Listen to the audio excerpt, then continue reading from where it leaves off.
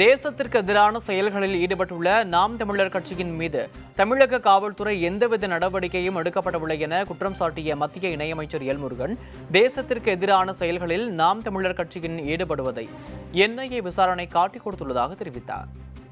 தேசத்தினுடைய ஒற்றுமை அல்லது தேசத்திற்கு எதிரான செயல்களில் நாம் தமிழர் கட்சியினர் ஈடுபட்டிருக்கிறார்கள் என்பதை இது காட்டிக் கொண்டிருக்கிறது. தமிழக காவல்துறை கூட அவர்கள் மேலே இன்னும் நடவடிக்கை எடுக்கவில்லை.